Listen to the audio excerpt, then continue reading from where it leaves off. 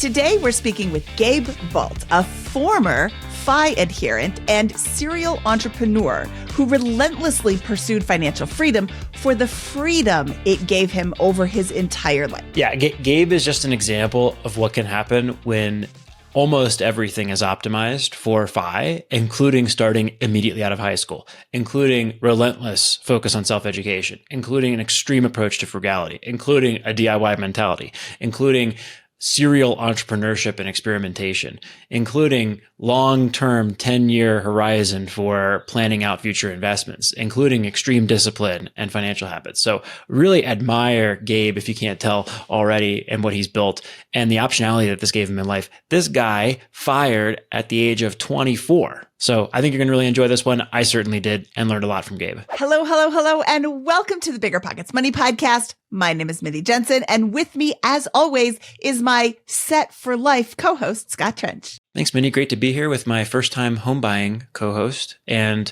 selling your home co-host, Mindy Jensen. 2 books by this great lady next to me on the camera here. As always, we're here to make financial independence less scary, less just for somebody else, to introduce you to every money story, including those who achieve financial independence before their 25th birthday, because we truly believe financial freedom is attainable for everyone, no matter when or where you're starting. Gabe Bult, welcome to the BiggerPockets Money Podcast. I'm so excited to talk to you today. Yeah, thanks for having me on. I'm excited to be here. Gabe, your focus is on living a minimalist life. Can you explain what financial minimalism means and how your lifestyle reflects that? I first got into kind of like the FIRE movement. And then as I started to learn this idea of minimalism, I realized there's a lot of overlap between the two lifestyles, where it's really just about like getting rid of all the non-essential stuff in your life so you can focus on what matters. So for me, honestly, like financial minimalism is really just rebranded the FIRE movement of just like frugal living so that you can have money and time and energy and like mental space for the things that are important to you. Awesome.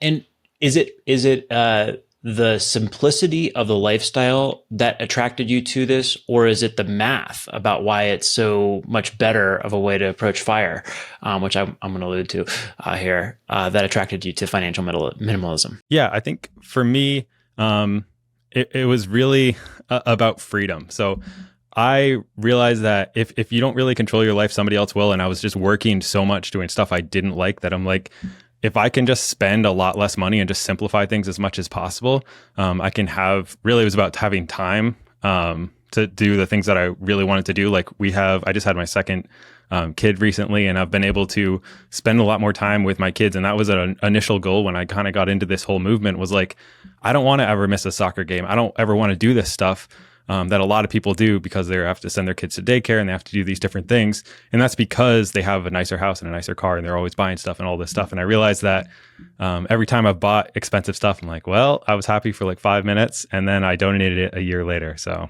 So I want to highlight what you just said. It's about time. So many people hear FIRE, financial independence, retire early, and focus on the retire early part. It's not about retiring early. If you love your job, stay at your job. I'm financially independent. I still work, and it's because I love my job. So I also have like way older kids than you do. So, but spending the time with them when they were little was so important to shaping who they are now. And if that's something that you can do simply by reducing your expenses on stupid things that you don't even care about that you donated a year later, why wouldn't you choose that? I mean, you're choosing to have children.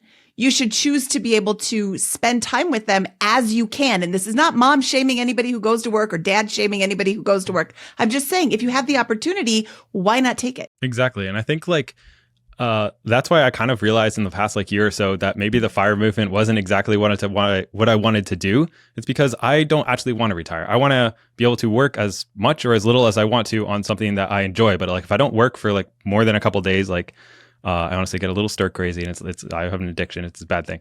But I get to do something I love now because I love to do it, not because I have to do it. And before, I just wanted to get out of that cycle of I have to do this if I'm gonna eat and my family's gonna eat.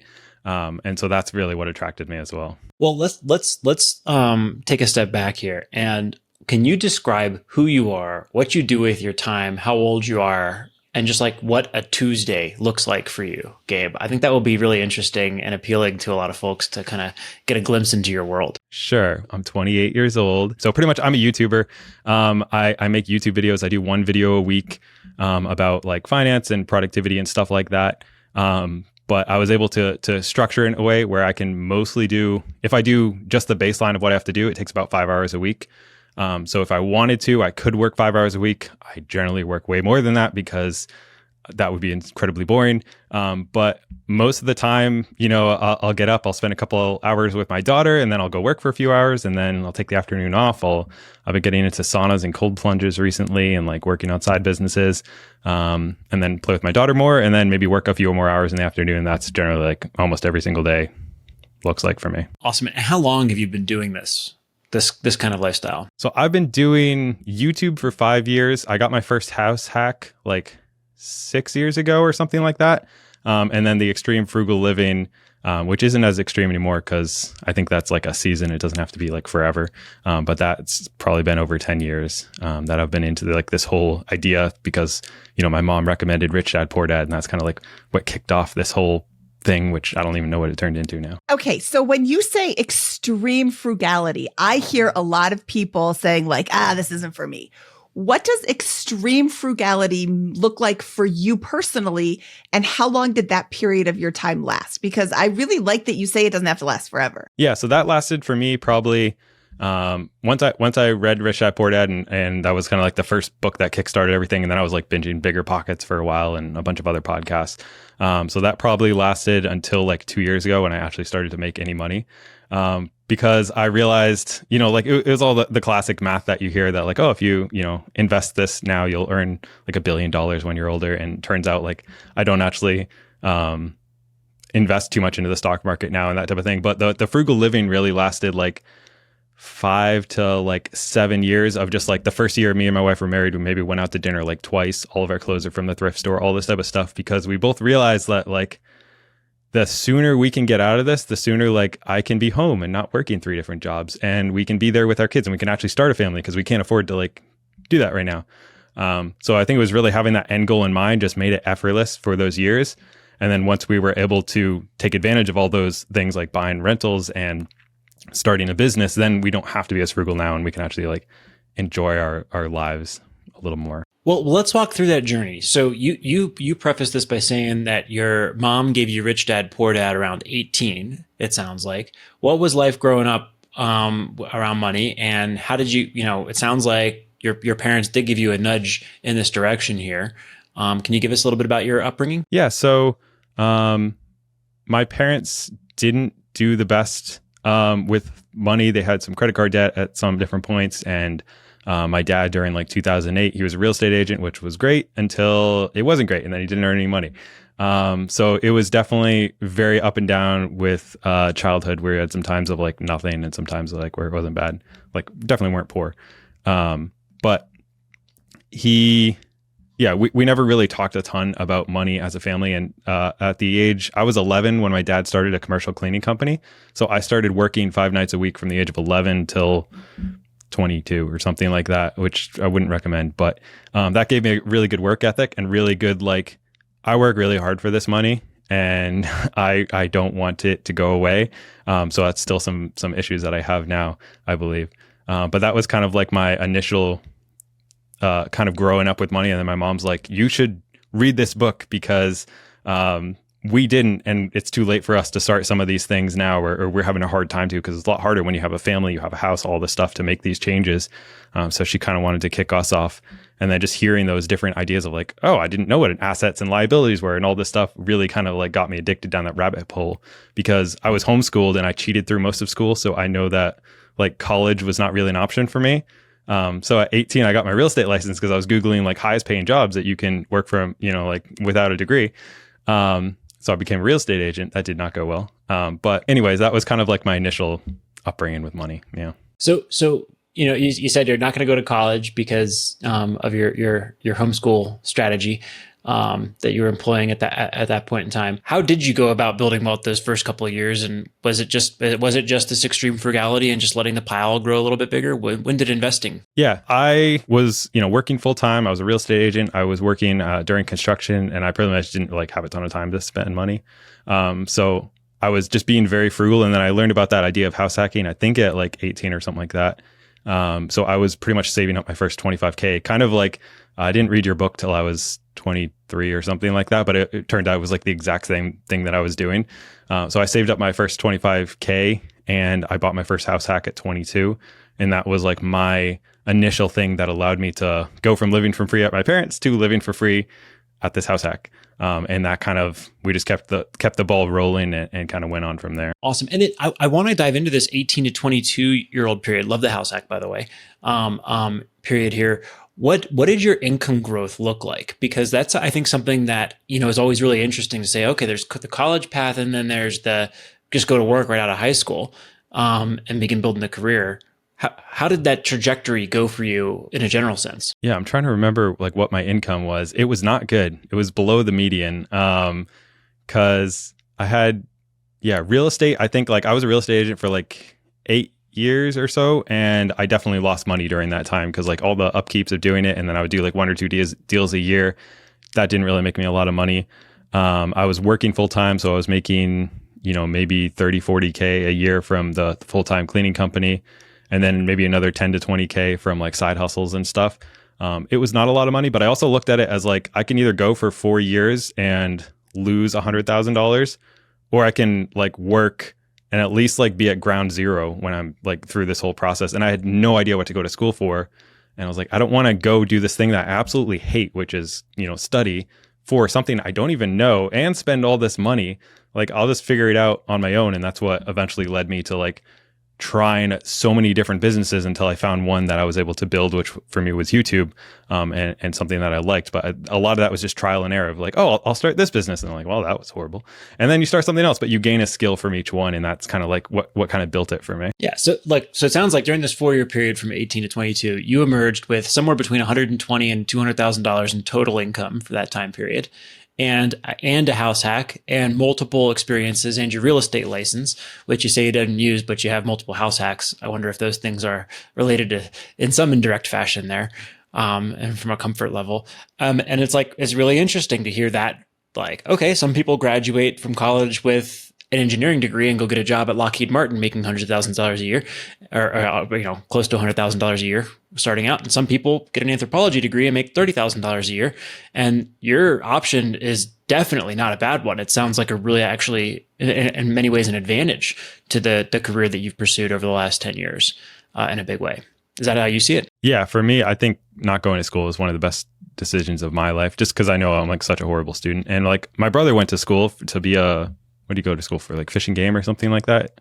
And he doesn't use his degree. And I know a bunch of other people who spent 4 years and hundreds of thousands of dollars, or at least tens of thousands of dollars, and don't use their degrees. So I was I'm not just going to go. And I think I definitely learned some pretty valuable skills during that time. I think that these 4 years are super critical, and I keep diving into them because I want to go after another angle here on this, which is it sounds like there's a ton of self-education that's going on, and that's happening between the ages of 18 and 22. Is that right? Or a big chunk of that? Okay. And then you also said you started businesses on the weekends or had all these side hustles. I'm a big believer in the idea of, hey, 9 out of 10 businesses fail. So the logical conclusion of that is to start 10 businesses. Is that aligned with kind of your approach and experience there? And if so, can you tell us about some of the things that didn't work out or petered out? Or Yeah, so it wasn't planned. It wasn't I'm just going to start businesses because I have this whole idea I was just failing at a bunch of things, honestly, and I didn't want to get a real job, but I knew I didn't want to do office cleaning forever. So I was just trying anything, and I was oh, okay, being a personal trainer, that would be cool. And then I was wow, there's a lot of studying that goes into this. And then I actually don't like people that much. So maybe that's not going to be for me. And even real estate, I was oh, okay, high cap salary, all this stuff.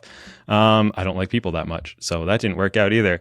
And then, I started landscaping businesses when I was a kid, and then, I don't know, it was the whole thing.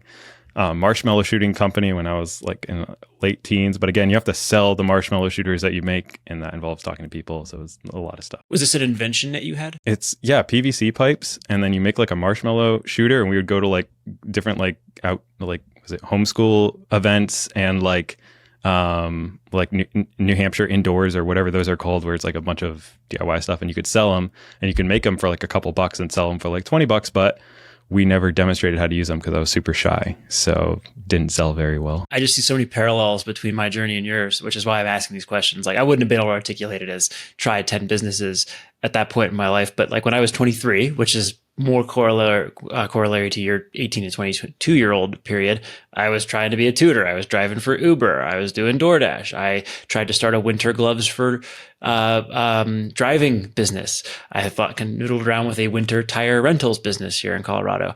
And I started Trenches Tees, which is still on Facebook out there. And I had 2 shirts that were for sale. One was called... one was Buddha approaching a hot dog vendor, and he was saying, "Make me one with everything."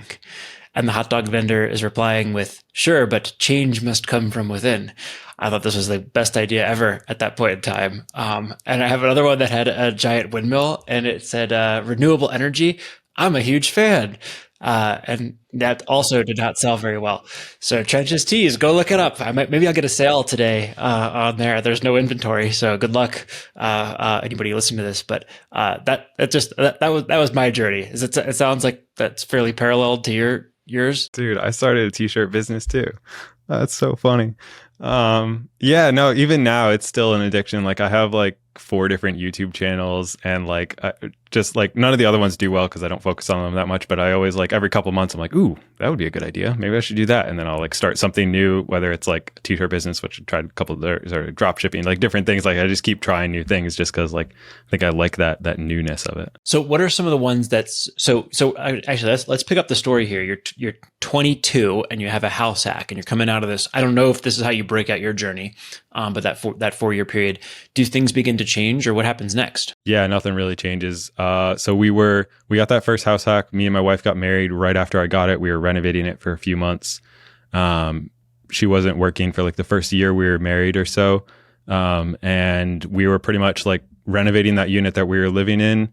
I was working full time, also a real estate agent, also started my YouTube channel, also was doing stamped concrete, which was another business that I started with my brother and my cousin. So I was pretty much just like working constantly for those next couple years as well.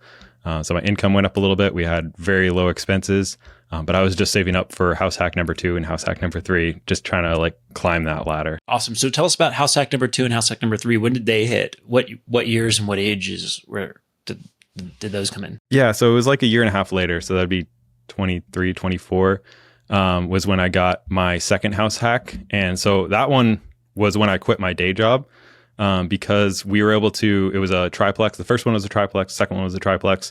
We were able to live in one unit, again, while renovating it, and then renovated another 4-bedroom unit and turned it into 4 separate Airbnbs inside of it. So rented out 4 bedrooms individually. And then the income from that was enough to pay our mortgage and our living expenses because it was making like $5,000 a month.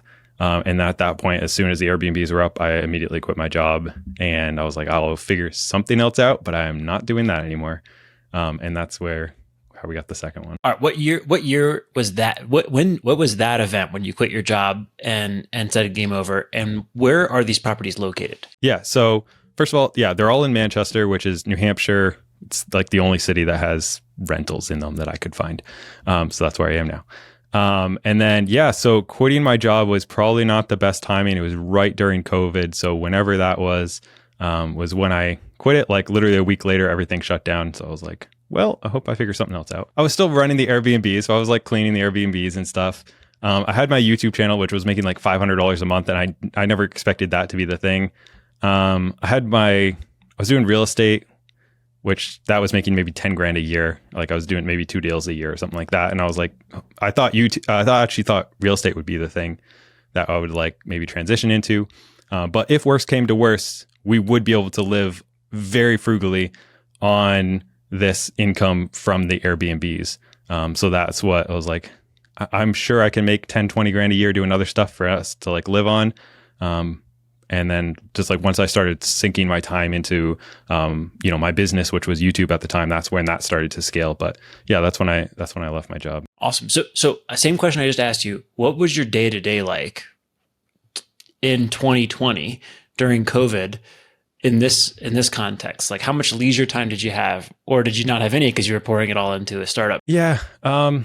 I've never been great about having leisure time. Like I could have had a bunch of leisure time, but I just spent it doing other things. That's something that I do regret looking back, as like, I should have like lived more and had hobbies and friends and like stuff like that, but I didn't have any friends. And I was pretty much, so like a day in the life would be, I would be renovating our apartment or the other apartment. Like that was like a year it was like constant renovations because it was 2 4-bedroom units. So that was a lot of what I was doing. YouTube was probably 2 hours a day or something like that. And then spending time with my wife, doing a few other things, trying real estate. I thought I was like going to a bunch of real estate classes because I thought that would be like this huge scalable thing. And turns out, again, I don't like people. So like if I knew myself a little better, I could have saved myself so much time and money. And then, yeah, that was most of what I was doing, is pretty much just like that year. As soon as I quit, I was just like, I got to get these Airbnbs. I'm cleaning them like every day because we had 4 separate people turning over constantly. Literally the cheapest Airbnbs in the city. But they were booked, 29 days throughout all of COVID. They were fully booked. Because it was so cheap. So that was most of what I was doing, is keeping that running, coordinating all that, and then trying to grow my business. Were you making money off of the Airbnbs with them being so cheap? Yeah. So even though they were so cheap, it was, since there was 4 bedrooms, it ended up being like $1,000 a month per bedroom, which was like $4,000 for that one unit, plus another $1,000 for like the 1 bedroom we had upstairs. So that was like $5,000 total from that place while we were living for free. And then like 3,000 or so, like, was it like 3,500 was like our expenses for keeping everything, and mortgage, taxes and sheets and that type of stuff. So I was making maybe $1,000 a month from that one, plus 1,000 from our last rental, or close to that from our last rental as well, because that was back before prices shot up. So both of these were super low interest rates, super cheap properties, or not super cheap, but super cheap now. So the numbers made a lot more sense then. Yeah. Okay. Earlier, you suggested that you don't really invest in the stock market, and you've got, how many total units do you have rental real estate wise? So 2 triplexes, and then we're in like a duplex now. 8 units. One of them is yours. So 7 units plus 1 for you. What else are you investing in? Or is that it? Yeah, I got to figure that out. So I'm saving up right now for my next one, pretty much is what I'm doing. I have money in like, I do have some money in like, stocks and some in crypto, but that's mostly just like sitting in both of those places in high interest savings accounts until we get our next rental. But I don't really do the whole Roth IRA or that type of stuff right now, just because like real estate makes so much more sense for me specifically. It's probably not for most people, but like for the last 10 years, I've like obsessed about real estate. So that's just, for me, makes so much more sense that I'll invest into other things for short term. But my plan is not for it to stay there. Okay. So you bought your house hacks back when rates were low. Does house hacking still make sense for you? So I'm going to try to be a lot more creative in this next one. So I don't want to live like in a duplex forever, honestly. Well, like with 2 kids, we want to have a farm type deal. That being said, how do we get a farm without having to pay for it? Because I'm like, after living for free for so long, I'm like, I never want to like pay a full mortgage. It just seems wrong. So we'll either live and flip that, or we'll find a way to like get something that's going to work where we can have an in-law or an Airbnb on the side, or some other revenue stream that'll help us at least lower the expense on that. So probably our next home is going to be more of a forever-ish type home that hopefully doesn't cost a ton of money. So house hacking for me is like, I wouldn't move back into another triplex just because I don't have to at this point. Okay. And would you characterize your area as a high cost of living, medium, or low cost of living area? It's not super cheap.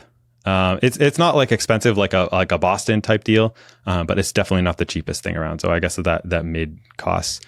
And the first two house hacks were the cheapest part of the kind of the crappy city of New Hampshire, or Maine, New Hampshire. And then we're on a little bit of a nicer side now, but the first two were definitely a lot cheaper places as well. Gabe, I'm picking up again, the principles of frugality, do-it-yourself mentality. It sounds like you not afraid to swing a hammer and fix things up yourself. I imagine you self-manage, run all the systems. You clean the place, or cleaned the place for a long time yourself as well. It sounds like, and there's this relentless pursuit of what I'm hypothesizing, a relentless pursuit of self-improvement and self-education. Is that right on the last point there in particular with self-education and self-improvement? Yeah, for sure. Like I think, was it last year, the year before, I had kind of like, I was reading a ton of stuff for so long, and I was like, I'm going to take a break from like all this self-improvement stuff. And I really was not as happy as when I'm like, I want to get the best shape of my life. I want to get as smart as I can. I want to build this business as big as I can, not because it's, not because I want more money, but because I want to like give this my best shot. And there was a lot of the times that I've realized that like I wasn't giving life my best shot was when I was not the happiest. So I have gone back to that, reading almost like a book a week and trying to do this stuff just because like there was one page in Rich Dad Poor Dad that led me down all this stuff to reading all these books, to all this stuff. And like, you don't know what that one page of one book, that one thing that you hear on a podcast that like will literally change your life. And so I'm constantly kind of looking for like that next little thing that just like unlocks something. You get that aha moment that like literally makes the rest of your life 1% better. Do you notice that if you like, I have the same approach there. Again, another parallel here where a book a week is probably what I've averaged. I've noticed that when I stop reading, like when I lapse on that, like all the other systems in my life begin to break down. Like I don't work out as relentlessly. My eating gets worse. I tend to have a beer or two in the evening, those types of things. Do you notice that as well for yourself in there? 100%. It's like an anchor habit maybe, where it's like, for me, I read in the morning. I get up I've started to get up at 5 o'clock because I'm trying to like beat my daughter to waking up. Because if I don't have that time to read in the morning. And I have this morning routine that I had for so many years that I just really try to so I'll do whatever it takes to keep it going. Because when I don't have that, when I don't read even a couple pages in the morning, like my day starts off different. And then, you don't have the motivation to go to the gym. It's like you're getting like a personal pep talk or encouragement from like some of these like great people in history or alive now. And when I start my day with that way, it really changes a lot about my entire day. So for me, that is super important. I really try to like defend that, even if it means getting up at 5 o'clock, which really sucks. It's just my life. I'm happier that way, even though I'm less happy waking up, So is it as simple as just like reading for a few pages every day, or setting a goal of like one book a week or one book every other week, whatever you think is reasonable, and then absorbing the information and patterns begin to emerge? Or do you think you have a superpower in taking action based on what you read and what you're consuming leads to direct changes in your behavior on a regular basis? No, I definitely don't have a superpower, because I'll tell you, like, there's so many books where I read them like 4 or 5 times. I'm like, I should probably do that. But I think for me, it's called like, there's this idea of like the 2-minute rule, where I just commit to the first 2 minutes of something. So I'll commit to reading my book for 2 minutes in the morning. And then generally I'll read for way more than that. But when I can break down these habits into those small actionable steps, it just really compounds throughout the rest of my life. Like even going to the gym, like I'll commit to going, put in my workout clothes, go sit in the car. And then if I go to the gym, I go to the gym. But if not, I'm free to walk out. But so many times I can trick myself into like doing what I know is right for me by just committing to those first 2 minutes. So that's something I try to do with that, where this whole self-improvement thing kind of is like a cycle where if you kind of get off of it, for me, everything kind of goes off the rails. I have to correct your statement. You said you don't have a superpower, but I disagree, because it is so easy to not put on my gym clothes, not sit in the car, not drive myself to the gym. It is a push to get that done. It's a push to get up early at 5 o'clock. Do you know how easy it would be to turn off your alarm and go back to sleep and let your daughter wake you up? So easy. So just because you're not taking action on every single thing that you're reading doesn't mean you don't have a superpower. So I'm sorry to say, Gabe, but you are wrong. All right, I'll put it this way. Like, I trick myself into doing everything. Like, I don't want to get up at 5. I'm not a morning person. but I'm so depressed if I don't. Like, if I don't have my thing, like it's all like self-preservation stuff where I do these hard things because if I don't go to the gym, I get super stressed out. And then like I like will have a mental breakdown because like I'm not doing all this stuff. So like I do these hard things because I know it's way worse if I don't do them.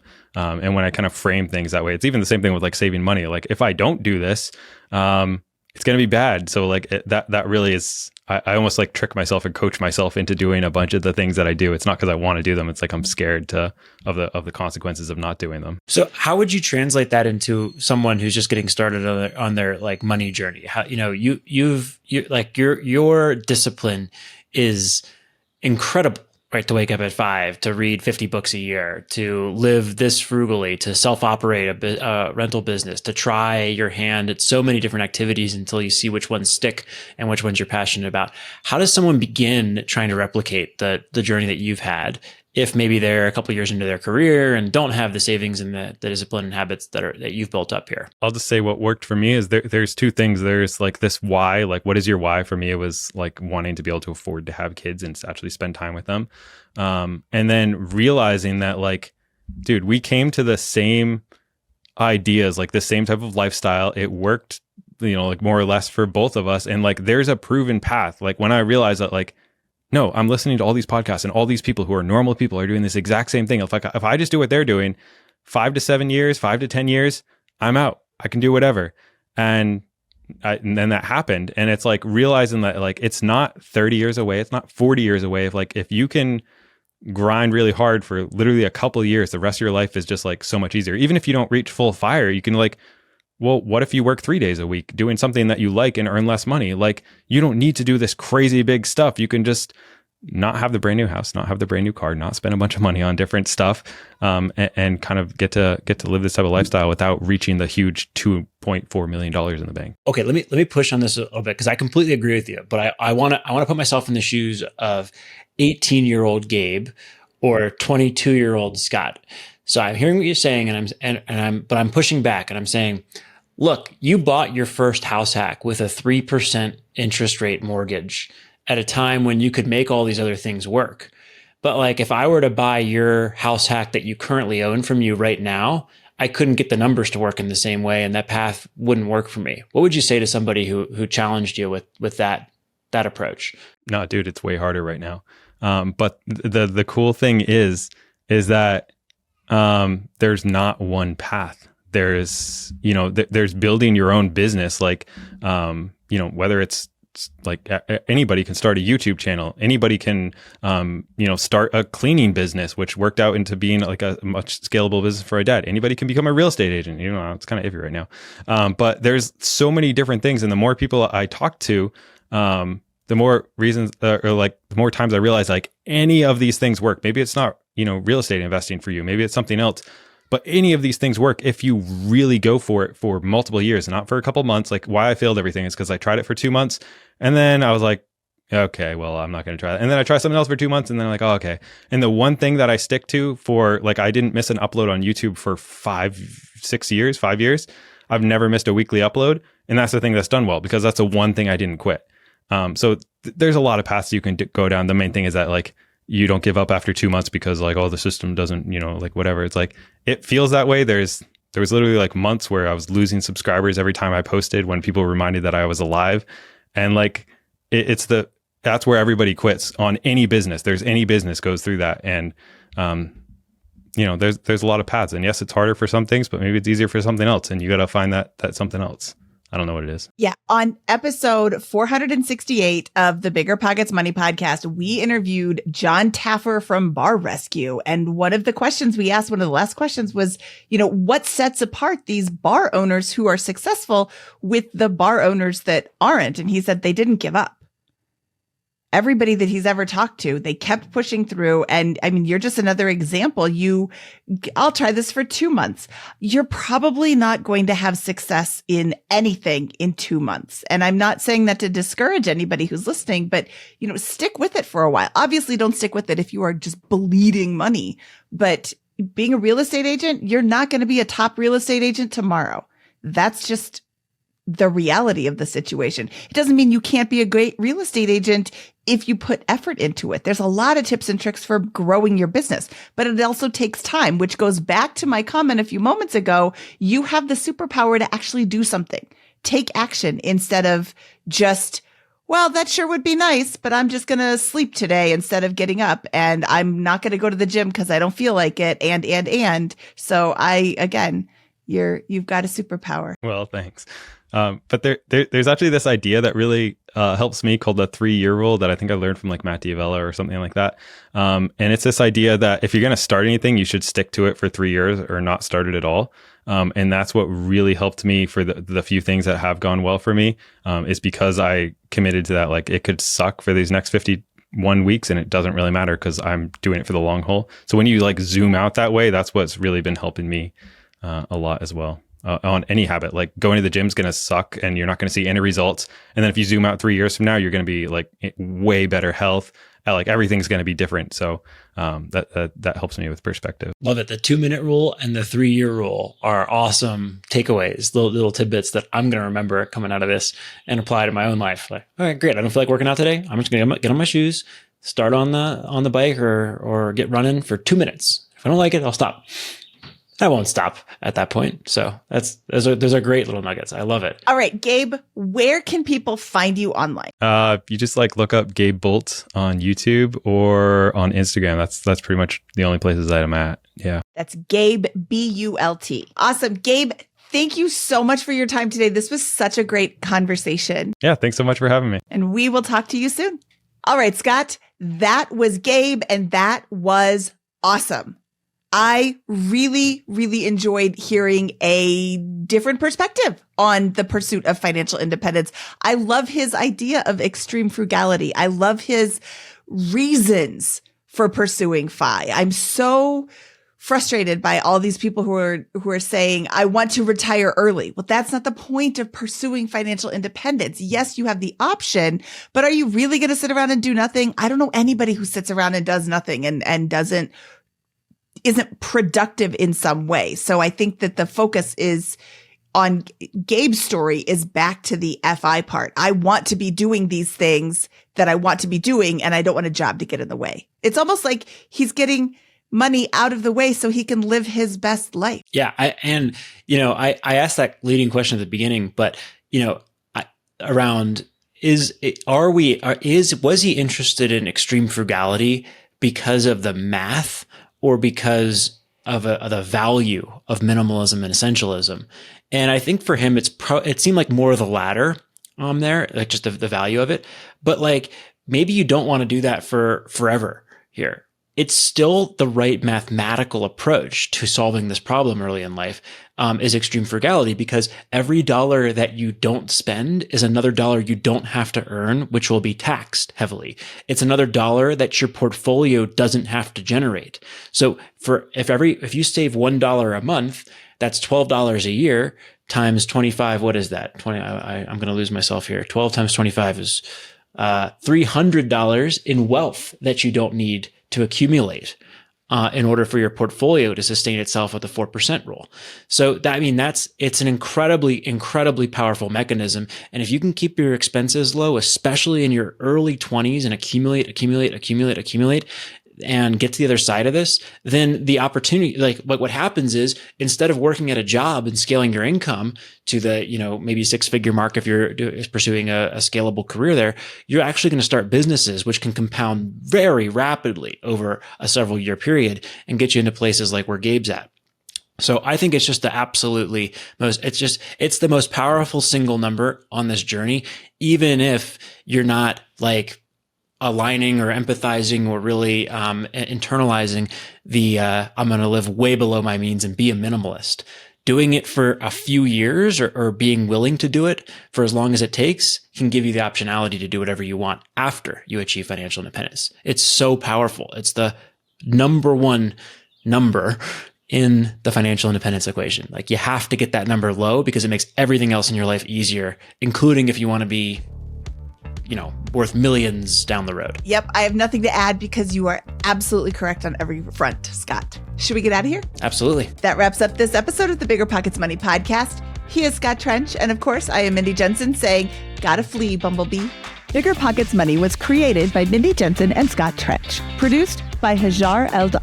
Edited by Exodus Media. Copywriting by Nate Weintraub. And lastly, a big thank you to the BiggerPockets team for making this show possible.